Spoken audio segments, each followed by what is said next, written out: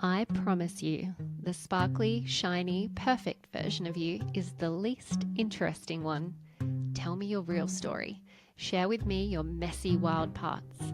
I'm Lauren, host of Kind of a Mess, showing up to share the stories we all need to hear to know we are not alone on this wild ride.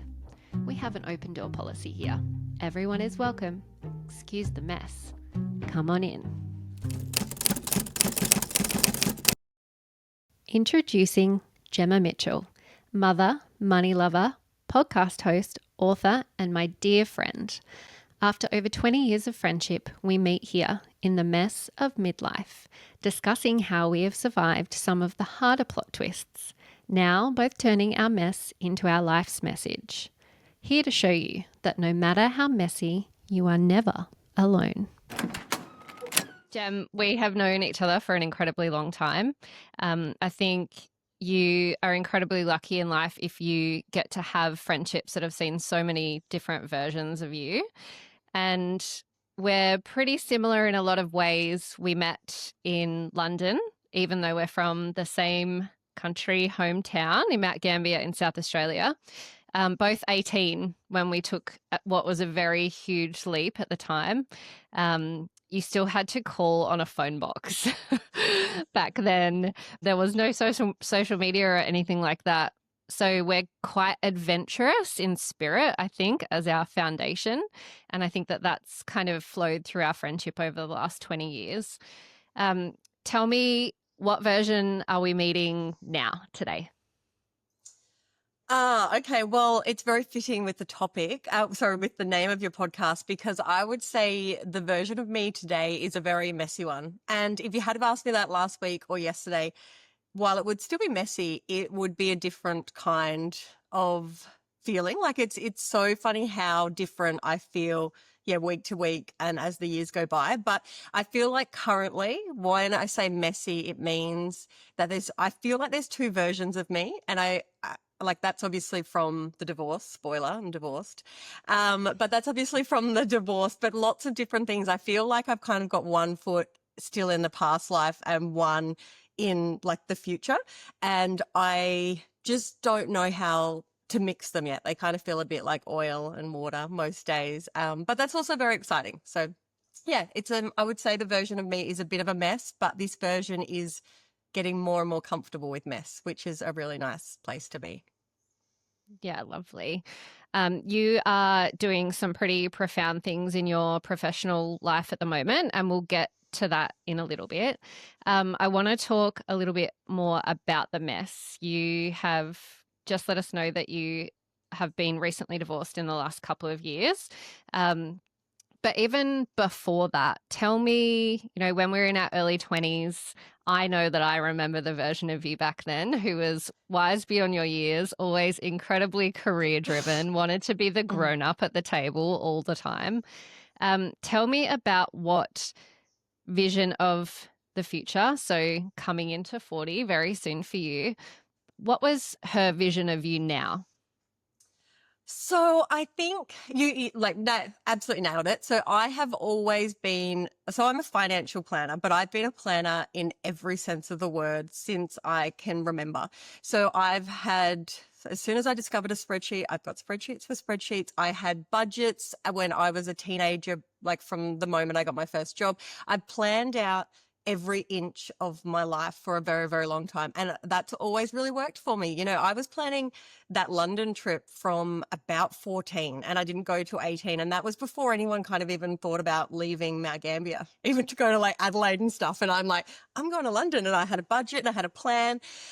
So I've always really planned things. But to be honest, I don't think I ever really thought this far ahead, because I talk a lot in my professional life about my invisible checklist. So I had this checklist in my head of what life was going to look like. And if I'm honest, it kind of was till about 28, 30. It was the travel, the career, the engagement, the marriage, the kids, the assets, because I was a financial advisor, always money obsessed. So, and it was that security and things. But I don't think I really thought much ahead of checking all that off. Like divorce definitely wasn't on the list.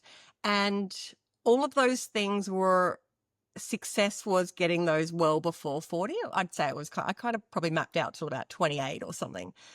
And then that's it. So right now, for somebody who is doing things that were never on their checklist and feeling very messy, and, like when you're going through a divorce, you can't plan. Like, you don't know how your financial things are going to go. You don't know what life looks like. I moved house like 3 times in the first year. Like, things were so uncertain. So for somebody who has planned out every aspect of their life and had this checklist of success, it's been a really rough transition, to say the least. Yeah, and I can completely empathize with that. I think I was the same. Um, and I have been divorced like you in my was my mid to late 20s. But I had done all the things on my checklist as well by the time I was 26. I had found a great guy who had a great job, who was stable and secure. I was working and then I fell pregnant with my daughter when I was 25. And I kind of got into this stage of life where I went, oh, yep, check, check, check, check. Oh, fuck. That's it. Like, I did all the things and I did them so well. And I had this, my family were happy for me. And I was like, yeah, okay, I did it. This looks great. It's like, Hmm. oh, fuck. What next? Like, what do Yeah. I actually want from my life? And that was kind of when I really had to stop and go, oh, okay, we have this beautiful perceived version of what it is to be a grown up, but it's only such a tiny, tiny part of the story. And what happens when you check everything off and it doesn't feel the way that you want it to feel? And I Yes. think you I and think I that have a was the lot of big shock. similarities. Yeah, in Mm. we both chose to leave our marriages, which I don't think is as common as what most people talk about. So tell me a little Mhm. bit about what happened in the lead up to you making that choice. Yeah, so I I'm still really processing, or I think maybe not processing, understanding and articulating how I felt. And I think so this is in November, it's going to be 3 years, but it was a long time coming. And I'd even had conversations with him for years, like, just doesn't feel, I don't think it's the way it's supposed to, like, I'm gonna leave.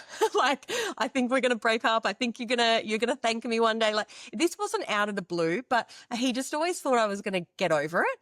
And that, it was just, I don't know, a midlife crisis or something.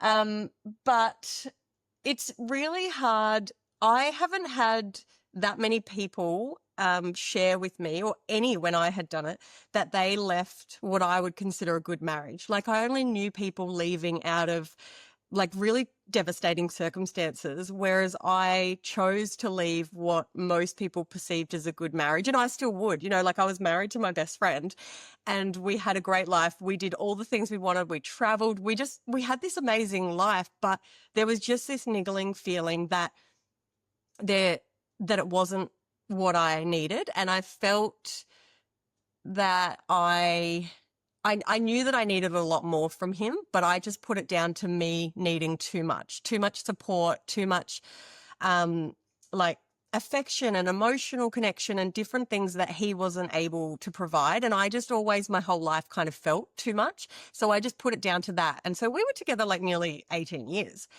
And I just got okay with just not needing too much. And then when life got really hard, like careers, like, we had a few different investments and properties, and life got hectic. And then he got sick and I couldn't like push it down anymore. Like, I actually needed all of that support. And it just got to the point where I just stopped begging him to be someone that he could never be. And it was not fair on him and it wasn't fair on me. Um, yeah, and it was just this acceptance that there's nothing wrong, but I feel like it could be so much better. And life was feeling pretty heavy. And if I couldn't get the support and the needs met, I didn't want to carry someone else's shit without getting, yeah, all the things that I needed. So as I said, I'm still trying to articulate it, but the more that I like lean into, it's okay to leave something that doesn't feel right, even though it's kind of like the dream for other people. It's just, there's a lot of guilt that goes with that, right? But yeah, it's an interesting place to be because I didn't have people talking to me about this, and I was kind of the first to do it. And I know so many people that would love to leave terrible marriages and they can't because of finance or safety or whatever. And I chose this, which, yeah, comes with a bit of complexity that I'm still kind of navigating. Yeah, absolutely. And it's been a really long time since I left my first marriage, and it wasn't a marriage that lasted very long. I had a series of things go on in my life, and it was pretty quick. I lost my dad. I got engaged a couple of months later. A couple of months after that, I was pregnant. Then I was married. We moved to a new place. And by the time the dust settled, I just went, oh, wow, we are just not really compatible, and I can't see myself getting my needs met. I think there's also this kind of awakening when you're growing as well, when you're learning what those needs are and how to take responsibility for yourself, and for the way that you've grown up and your values and your belief systems. And you've got to start doing that internal work on yourself to really understand the way that you show up in your partnerships. And that awakening is really tricky, to have to take personal responsibility for yourself. And then there is also that flip side of the immense guilt that you feel for taking a life away from somebody else that they weren't ready to leave. I had a young daughter when I left my first marriage, and up until probably the last couple of years carried immense guilt. And the guilt makes you do a lot of things that you wouldn't necessarily always want to do, but you feel like you have to oblige and you have to make up for, making that choice of leaving. You want to try and make everything as easy for everyone as possible. And you want to, I don't know, sugarcoat everything because you already pulled the pin. So you want to make sure that everyone's okay. Tell me, I ran into you in Melbourne Airport last year. Would have been over 12 months ago. And you said something that really stuck. You were like, the second year was harder than the first. I want you to talk to me about that. What you've left and you've had a year apart. What happened? Where did the real mess come in, and what did that look like? Yeah, so as I said before, like I'm such a planner, and I've been planning this for years, not so much no, well, no, like what if scenarios, I wanted to make sure because I knew this wasn't a sudden thing. So I had been thinking about, not planning, but thinking about if this does happen, like if I can't get over this feeling, how will we both be okay financially? How will things work? So I had run so many scenarios in my head and on spreadsheets for years that it was really mapped out, right? Till I was at a point where I felt that I could say to him, you're going to be fine. Look at all these plans I've made for both of us. This is how things are going to work for you. You'll stay in the house. Like I just had it all planned out because that's the way that I like process things, but it's also was making me feel less guilty for blowing up his life, because for me to go, hey, I've got a solution for everything. I was in for a rude shock because he was kind of like, you're the enemy. I don't want you to help me with any of this stuff. And it kind of got a bit messy initially, of course, but we have such a strong foundation and friendship that things were okay again pretty quickly. But for the first year, I would honestly say I was in survival mode. This needs to happen. This needs to happen. I was so focused on how are the kids going to be okay? How is he going to be okay? At that point, we were still caring for his mum who had terminal cancer, and she actually died a couple of months after I left, which was devastating. Like obviously if I had a crystal ball, I would have stayed longer. That was just horrible. But all these things happened that I was in survival mode. And for the outset, I was doing really well. I was, work was going well. I was managing everybody's emotions, and I was making sure that he was going to be okay. And I was just, survival mode. But I thought I was doing great. I was like, yeah, I've been planning this for years. That's why I'm fine with it. Like I had bad days, absolutely had bad days. But when I reflect on them, it wasn't me processing my emotions. It was other people's expectations on me. Just all the other shit that goes with it. But none of it was actually it was other people's, the kids, like, yeah. So hard absolutely. And then I honestly think it like clicked over to the anniversary. Year one's done. And I just unraveled. It was such a, oh, it was such a shit show. Yeah, I don't know what happened, but I think when I reflect, I'm like, the kids were totally fine. I was now in a new place. He was in from what I understood, he was in a really good place. He was seeing someone, he was happy, he was really stable. He'd like, all of the things that I was worried about for him kind of had let up a bit. He was seeing a psychologist, which I wanted him to do for years and years, but he was in a really good place. And I think I just kind of went, oh, cool, it's my turn now, and just spiraled. And that was the hardest year for me, my mental health. And I kept just not regretting anything. I still always knew that this was the right choice, but I think I was spiraling, and I was like, I blew up my whole life and I'm not where I want to be doing the things. I haven't done the work.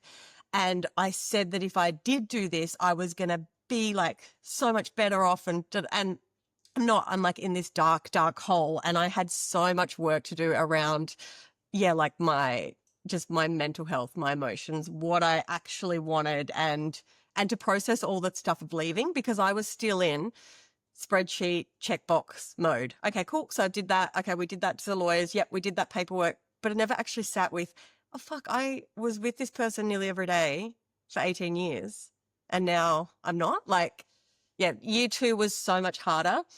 And I couldn't really get myself out of that.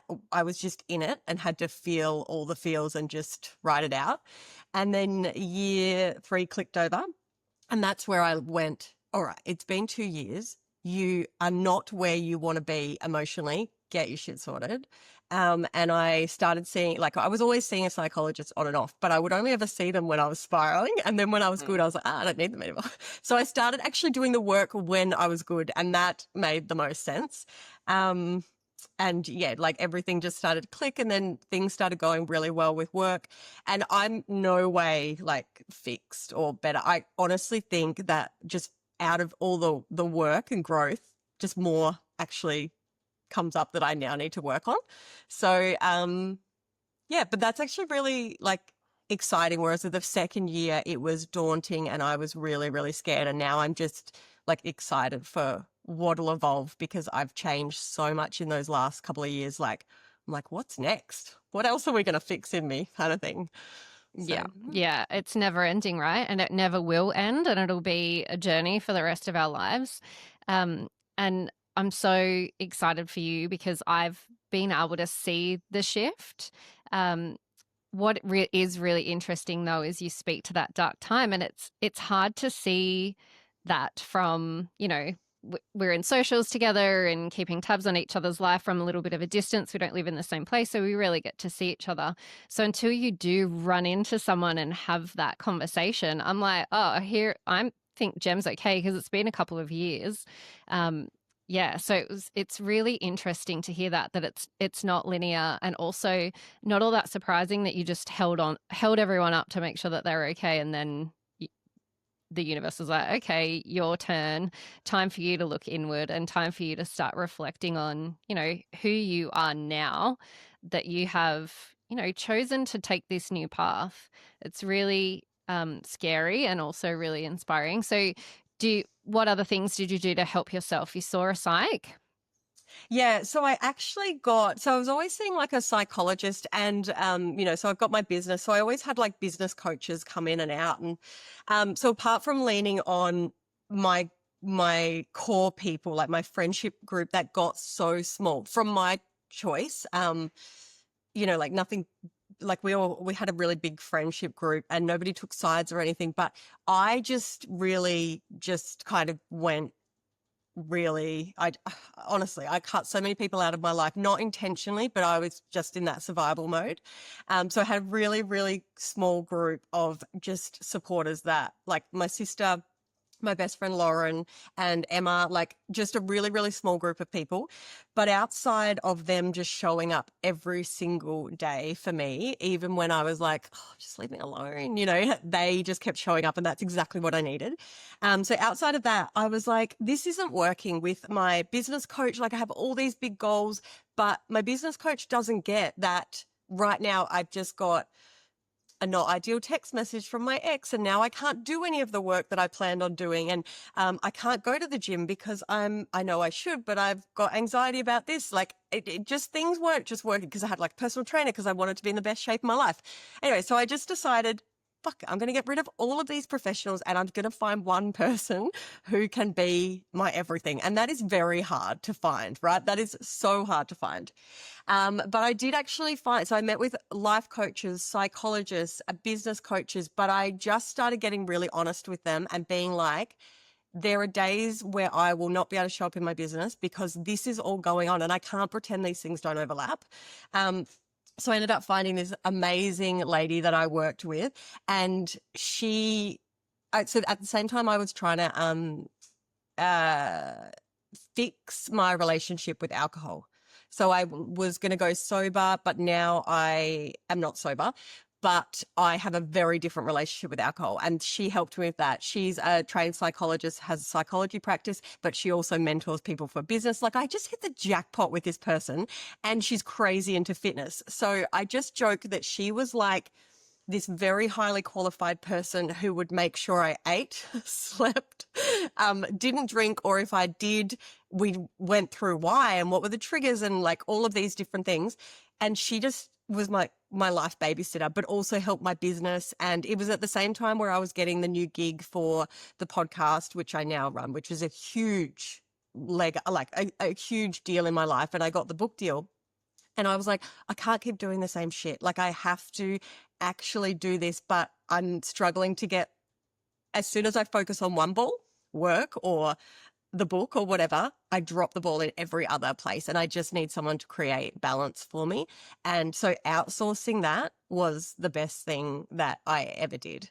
So yeah, I worked with her. I learned so much, and it's still not perfect and it never will be, but I learned a lot about balance and about who I am and why I do the things that I do. And now I can pick up on things a little bit quicker before I actually spiral. Yeah. And that is amazing, and probably advice that people don't get very often.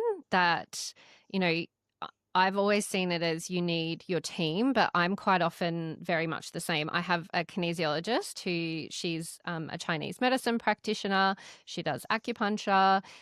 She's a Reiki healer, and she is very, very in tune to the very deeply emotional needs that I have. My husband and I are chalk and cheese as well. He's very mechanically minded, very sound grounded human being, and I am all over the shop and very emotional. And he's learnt to show up for me in that way that I need now, but sometimes it's just not enough.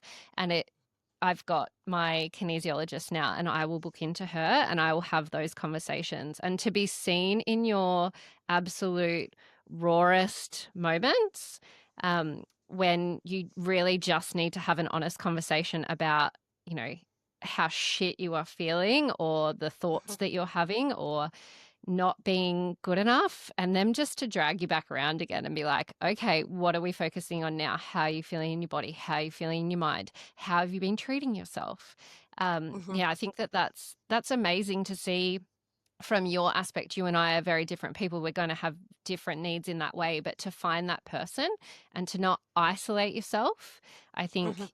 is key to trying to find your way through. And that person may change and evolve depending on, you know, you may not always find the perfect person to take you through absolutely every chapter of your life, but I really don't think anyone can do it alone. I think you need to find that person that's going to hold your hand through some pretty dark shit.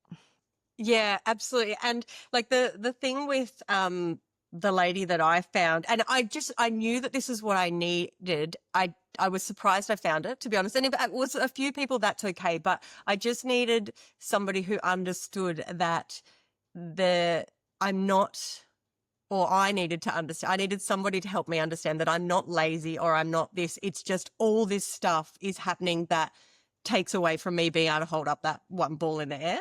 Um, but when, like in the book, I talk, it's a money book, obviously, but I talk about your village, and your village can be like, you have your mentors, you have your professional people, which is obviously financial professional people in the book, but you've got your cheerleader and, your advocates and your mentors, all these different people that you need in your village. And it is so rare in your friendship group, in your relationships, to ever find somebody who can do all of that for you. So you need to go out and find these different people.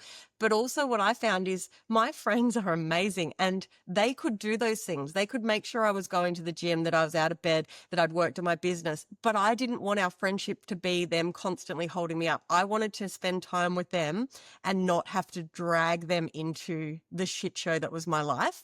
Yes, they were totally there and they would support it, but I wanted to outsource that to somebody who I didn't have to feel guilty of, oh, it's the Gemma show again, so I think just understanding that if you've got a lot going on, it's a lot to put on the people closest to you as well. So I wanted to kind of shield them from a lot of that so that we could actually just still have like beautiful friendship moments that weren't all me spiraling. Yeah, I completely understand. And I think it's also it's important to mention that, the things that can cause you to spiral or cause you to find yourself in darker days and to be really struggling, you don't have to have one big trauma event. It doesn't have to be like leaving a marriage. It doesn't have to be anything super tragic. It can just be tiny thing after tiny thing after tiny thing after tiny thing that slowly weighs you down to the point where you're just like, I just can't cope anymore. And I lost my dad when I was 23, tragically, and you were so very kindly there in the days that after he passed, and I will forever be grateful for that. But it took me 5 months until I started to spiral into that kind of grief. It was, after the dust settles and the stories have stopped being told, and I lived away from where my family were, and it started to get really tricky. And you do start drinking and you start spiraling. When I saw a psychologist for the first time, because I was starting to struggle, she said, we all have this bag of coping mechanisms and we all reach in every time we need something out of it. And it might be for something big or it might be for something small. And she's just gone, Lauren, you have reached into your bag and there is nothing left. And then you've got to stop and rebuild from the ground up. And it is like the basic things. And it is sleep, and it is movement, and it is eating well and not drinking. Alcohol is a key one, especially for me, which I try to lean into in my life now as well. Not completely sober, but I'm a better human when I am. Mhm. Yeah, and it's layer upon layer. And you've slowly got to be kind to yourself and work out how to bring that energy back in. And you've obviously done that. And you've obviously had amazing people in your life. And I want you to tell me about your podcast, which you have actually given me the courage to come and start doing this. Oh. The whole expander thing, you have to see to believe, to think that you can do Mm. it. Watching you in your work and what you've been doing, I went, hang on a minute. If Jem can do it, surely I can do it too. So tell me You all about it. absolutely can. Absolutely. So I cheated though. I got hired into this role and they have already been doing it. They built it. It's the Australian Finance Podcast. It's one of the biggest business finance in Australia. But I just came in year 6. Like they've been running it for year 6. They're for 6 years. They are amazing. They've got like, it's a massive deal. And I'm just so proud that I got to take over and got the opportunity to host it. So I co-host with another person, Owen. But yeah, it is a really, really big deal. And I've been in this space like micro influencing, I guess you'd call it. Like I have a little social media kind of presence and I do a lot of public speaking and things, but this is like a huge uptick for me. Like for their network, they have 450,000 listeners a month. And so this is huge for my personal brand. And that's why I also needed to be like, right, you need to actually step it up now. You can't have these mental health waves of one week thinking you're great and being really confident and wanting to share and help people. And then the next week being in a hole going, oh, like, who do you think you are? Nobody wants to listen to you. Like, I was like, I just can't keep going at this, for myself personally, but I can't take on these big deals like the book and the podcast and not be consistent. Like, I need to sort my life out, my mental health, the drinking, all that kind of stuff. So that was like the catalyst for that, is that I was talking to Wiley, the book publisher, and I was looking at taking over as the co-host. And I was like, you need to get your shit together. Like, these are massive opportunities and you can't fuck these up. So that was also like, yeah, the catalyst for change. But I think that was the urgency around it. There was always the drive to change and want to do better. But you know, it was just like, right, now's the time. I've got to do it. But yeah, I talk about in the book actually how hard it is when you go through a transition, like divorce, for example. I have this saying that goes round and round in my head, and it was from early days, and it's like, I'm creating a life beyond my wildest dreams. And the key word there is like beyond. Like, well, it's like, I can't even imagine what life could look like or how good it could be, because right now I only know it one way. It's been like this for 18 plus years. But that is something, there's something so exciting about not even being able to imagine how good something could be. So that's kind of like where I like lean into all of these opportunities and just be like, I would have never imagined that these opportunities came my way. Imagine what could happen in the future. It's like pretty exciting, but still a massive driver for, well, you better get your shit together day to day so that when they come up, you have the space and the capacity to, like, you know, lean into them. Yeah, phenomenal.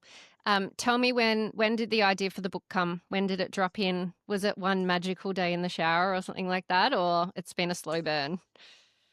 So when I went through the separation, I, as we know, clearly spiraled. So first year was in survival mode, but pause. Like, literally couldn't do anything, couldn't plan, because I didn't know how things were going to go financially. Like, I had the plan to the dollars, and then little did I know, my, you know, ex had some ideas on how it would go. Like, of course, I was so naive, right? Anyway, so it was all like up in the air. So I just started kind of going, right, I'm in this holding pattern. I can't plan. I don't know what life's going to look like. If I'm not coping, how does anybody else cope? Like, what do you actually do? And I'd always worked with, like, I've been a financial advisor for 15 years at this stage, and I'd always worked with people and helped them rebuild in times like this, and through job loss or health crisis, or yes, loss of a spouse, like whatever these major plot twists are, I'd helped people the whole way. And I was like, why am I not coping with this? Because this is my expertise. And what it was is that I had all the theory and none of the emotional side of it down. Like, because I could just so easily separate emotion with like practical things until I was actually in it. And I was like, why is this so hard? I know the steps. I know what I need to do. And so that's where the book came out. It was an ebook initially, like a workbook that was for all my clients that are going through these big shifts. And then I just started thinking about this wild life that I can't even imagine. And I was like, why can't I be an author? Why can't, you know? And so, yeah, I just started looking into it, and more people were in my ear about, you have to make this into a book. And then I started talking to Wiley, the publisher, and on 27th of August, it's going to be here. So Oh my pretty God, crazy. that's so exciting. Yes, but it's evolved a lot from that first version. It's not really like, yeah, I've really refined it. It was such an amazing process to go through, because you really have to refine your thinking about everything, because you can't just, like, once it's on the page, there's only so many words and it's there forever. The pressure of that, not knowing that I can just like delete a video, a podcast, or a blog. So it being out there in print forever is scary. But yeah, it also really cemented, well, what are my philosophies, and how do people get out of this, and how do we make it as simple as possible?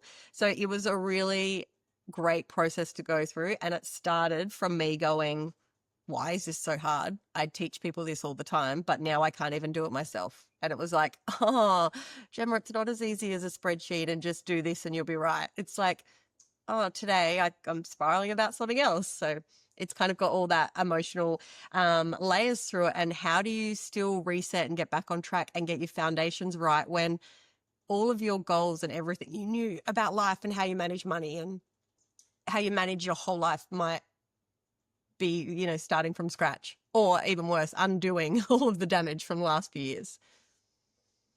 Yeah. So you've put it into 12 steps. Yeah. So there's 12 steps, and like the book kind of talks about at the start is like read it front to back if you want, or if right now you only have capacity to like, oh shit, this is on my mind, I'm just going to go straight to the earning more income chapter, or this is really bothering me, I'm going to jump to this chapter. Like you can literally just go through it as you need, ideally start to finish, but yeah, you can just go back to it as the importance of that section comes up, because we only have so much capacity, and it's like I don't want it to be just another thing that you have to do, but each of it's got like activities, and there'll be like emotional, like mindset types ones, and just the practical stuff like, cool, I know that I need to do this, but I don't really have capacity. So tell me the bare minimums that I need to do. And it's like, yep, cool, done, moving on. And then, when you're out the end of it, in a few years, if you've got more capacity, maybe then you get the next book, not mine, I'll never write a book again, but somebody else's book.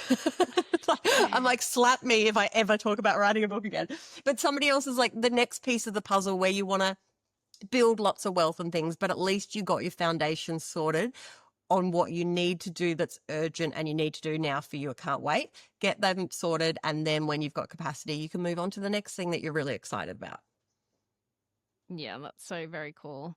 And I guess the mess is the reason why we're here, because you wouldn't be able to write that book without all of your shit that you've been through that gives you that empathetic level of understanding. Tell me as well, so are you still money coaching at the moment? Yeah, so the podcast, like we do 3 a week, like it's a big chunk. And for the company, so the Australian Finance Podcast is owned by a company called Rask Education, yeah. But I also specialize in like financial advice firms and like their compliance, and it's like a bit of a murky, like it's a nightmare. But we've just opened up an advice firm as a spin-off from the podcast. So if you're a podcast listener, or you're doing one of their courses, you can actually go and see financial advisors there. So that takes up a couple of days of my week, is doing like their compliance and that kind of stuff, but it's like building a business. So I love that, even though I don't love the compliance, T's and C's side of it, but the building a business for them is like amazing. So that side of stuff I love. Yeah, do the podcast. And then I try to take kind of 2 maximum clients a week for money coaching, which is just like a 1-hour session, just really casual chat about, what you're doing, what don't you know, because you don't know what you don't know. We don't always have people that we can talk to about money and be as like a sounding board, and remove the emotional side of it and just let you kind of process things. So that's pretty much all money coaching is. And then going, right, well, what tools, like what education, where to next, putting all the pieces together. So I love that work, but it is a lot. Like I get pretty emotionally invested, and between all the other stuff, I think 2 is probably my capacity, especially when I'm dealing with people like with divorce and stuff, because I get so invested in it. It can be really draining, but I love it, and I don't ever want it to feel like a chore. I try to this is it now. I know my limits to different stuff, and I would have never done that before. I would have always been like, no, if more people need me, or the more I see, the more money I make. Like I always had these different drivers, and now I go, we just need to keep your peace level at something that you can maintain. And so where do you tap out with that stuff?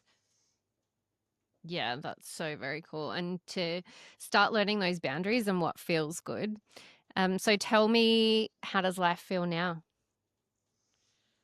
Oh, still very messy, and yeah, it just feels like I'm living a double life. Like sometimes I just go, who the hell are you? Like, what is happening? And then other times I go, what are you doing? Like, but I think it's like you said something about, like I'm coming up to 40, right? I'll be 40 in a couple of months. And while I couldn't imagine this age, you said something about like, well, what do you want to look back at it of 50. And I kind of am just like, oh, that's such an exciting thought to me to go, I have no idea, but I hope this 50-year-old version looks back and's like, I'm so proud of you. Like, you did some heavy shit and look how it worked out. It better work out. Fingers crossed. Or she'll be like, you idiot. Remember when you put that book out? Look, I don't think there's too much failure in your future. I think when you're starting to be seen on those bigger platforms, and you sit in them so authentically, money is your passion. It always has been. And you've got that real strong foundation around, how to actually do the practical checklist of things. But now you've also got that deep-seated emotional stuff as well, which it's the advice that everyone needs in life. It goes so much deeper than, your money is a mess. It's like, well, but why is your money a mess? What mindset were you raised with? What was your family like growing up with money? Like those sorts of questions and, the behaviors and patterns. And it's not just around money, it's around life and the way that we treat each other and the way that we're in our relationships. We pick up so many of these different behavioral patterns along the way. And if you don't reflect to the why, you can be given as much money or you can have a portfolio that's making you money. But, as soon as you let go of that grip a little bit, you'll just spiral backwards again anyway. So I think it's really important to remain, it's a holistic view of life and everything needs to plug into life, including the finance. So I think that you're a magnificent person to guide us all. And you finally got your seat at the adults table, which is mind-blowing to me because I'm pretty sure we're still 21 in my brain. But oh, it's crazy. It's a really amazing accomplishment. Yeah, thank you. I actually had a moment the other day. It would have been in the last 6 months. So we haven't spoken about this before, but up until this moment, so I'm going to say 6 months ago, or I've realized it. I feel like I've always been longing for that like London version of me. Like I always kind of felt like it was the best years of my life. And I loved that carefree, adventurous like version of me. And like it's been over 20 years, right? Like move on, Gemma, right? But I feel like I've always just kind of longed for that light, carefree, and that, that was a real struggle when stuff got hard, like years later. But had this moment, I was driving in the car. It was like a random day of the week. Nothing special had happened. I was just listening to music and I was like, oh my God, I don't feel like that anymore. I love this version of me so much. And yes, that one was still a legend, but I don't long for that. I don't want that anymore. And I don't look back of it as the best time of my life. I look at right now and I was like, oh, this is a really good feeling. Like, it was shocking to me that it took so long for me to go, oh, I haven't thought about that for so long. I haven't wanted that. So it was a bit of a aha moment. Yeah, but do you think that that's because she's back? Like you've let her back in again? Like you've taken control of your life and you're dreaming big. Like we had some pretty big dreams back then and we had a lot of hopes for the way that the future would play out and looking for love, like always looking for a love story. Oh my God. But it was so free, but we had the rest of our lives ahead of us. So we would, have these big, bold, lofty dreams. And do you think maybe it's just she's back and you've got permission to do that again and that's why you feel that way?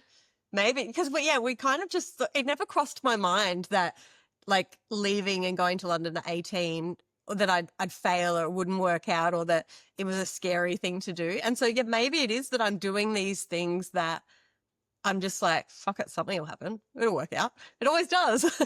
And do you know what? It's probably that 18-year-old version of me, it did just all work out. And even though I say, like my marriage didn't work, it was a great life that we built together and I wouldn't change it at all. Like he's still the person that I want to co-parent with. And if I couldn't imagine something better, I know we would have we would have been fine, but I wanted something better for him and me. And I think maybe that person being so brave is what lets me do this stuff now and think, what's the worst that can happen? I get a bad reviews on my book. I guess. No, because I feel exactly the same. I feel like that bright, shiny, very sparkly, full of energy, 18, 19, 20-year-old who just had no problems making friends and talking to people and going on an adventure and figuring it out. Like, I feel like dreaming about this podcast and having these conversations has really brought parts of her back. And whenever I've gone into that fear of like, oh my God, I don't know if I can show up, I don't know if I can be seen, I'm going to be so self-critical of myself. I've thought back to her and I'm like, damn, that girl wouldn't have given a shit and she would have Yeah. owned it all. So I feel like I've tapped back into her a little bit as well. And maybe when I thought about creating this podcast, you would not leave my mind. It was like, Gemma's the first one, Gemma's the first one, because I knew it would be a safe space and I knew you were now doing big things, but I know that you've been in the mess. And I think it is our age as well. The parenting starts to let off just a little bit, although coming into teenage years is a whole new wild beast and comes with its own Yeah. emotional reckoning, which I've been going through for the last few years. But you're not as your kids aren't as physically demanding anymore, so you're kind of Yeah. in this space where you've got a little bit more capacity to come back into your own again and find, the joy. So you've Mhm. held everyone else up for a long time, and you know we find it these paths and these ways. But yeah, I feel like there's a Mm. little bit of a reckoning in coming back to yourself, and hopefully that's what I'm hoping to do with this podcast is share stories so people have permission to be like, okay, all right, what's my thing? um Yeah. Life And that maybe you're hasn't not gone to alone. plan, or yeah, Yeah. you're not alone. Absolutely not. And it's continuously messy. Like there is no end point. It doesn't, not everything is always packed into pretty neat little boxes. And anytime you think it is, it'll only be a matter of time before something blows the fuck up. Blows up. Yeah. But it's nice to reflect on both, to see the mess and to see that, your mess is the thing that's created this amazing platform, your voice, and you're going to help so many people by using your experience through the book. And I can't wait. I've already got my copy on order. Oh, thank But you. yeah, But it's it's so nice. interesting you saying that about like yourself and like because you doing this podcast. As soon as you said that you were doing it, I was like, of course you would, because I always think of you as Yeah. that shiny, outgoing, and like I know you've had hard times, and we only put out what we put out what we want to into the world. Um, but yeah, I've always seen that spark in you, and it doesn't feel to me that it's gone or that it would be a leap that you would even do something like this. Like I think that that's amazing, and it's definitely who you are, even if you forgot about it for a little while. Thank you. Yes, I've got a handful of my friends that have said yes to coming on the podcast, and a couple of them were like, "Oh, here she is. We've been waiting for you." It was only a matter of time. So I'm like, "Oh," and do you know what? That's all you need sometimes to be like, okay, everyone else can see it." And I think deep down in my heart, it's been there. I mean, I tried to create a women's magazine, would have been 10 years ago now, which is very much the same, like real stories from women trying to inspire the next generation. I want my daughter is 15 now, and I want to show up so I can show her what she can do if she puts her mind to it, or if she, sinks into those things that give her joy. And she's my biggest cheerleader. So yeah, if not now, when? Like, come on, we got to step up. And I Yes, feel like we're both absolutely. doing that, and you've given me the courage to be able to do that. So I thank you very much. And I can't wait to read your book and forever be your biggest cheerleader. I'm sure it's amazing. And I can't wait to watch the rest of your big, beautiful life unfold. And then I'll have you back Thank you. again. Yes, I would love that. And then, yeah, I'll be front row when you're doing your TED talk. All right. Tell my listeners where they can find you. On social media, so I hang out on Instagram because I'm a millennial and I don't know how to use TikTok. So I'm Yeah. gemmamitchell.finance, And yeah, the book is called The Money Reset, and it's on Amazon and Booktopia. And yeah, if you want to listen to the podcast, it's the Australian Finance Podcast. And there's a few different spin-offs. So there's the Australian Finance Podcast that I'm on. It's like the main hub. But then there's like a business spin-off and an investing one where they talk about all shares and get really deep into investment knowledge. There's a retirement one, business retirement. Oh, they're going to kill me. And property. And a property one. So yeah, general stuff over at mine, the Australian Finance Podcast. But if you want to take your knowledge and education, everything to the next level, you should follow along. Perfect. Thank you. Thank you so much for being my first. I appreciate it more than you will ever know. Rip the Band-Aid off. All right. It was great. Thank you so much. Bye. Thank you so much for joining me today, for your kindness and your company. Just remember, we are all in this mess together.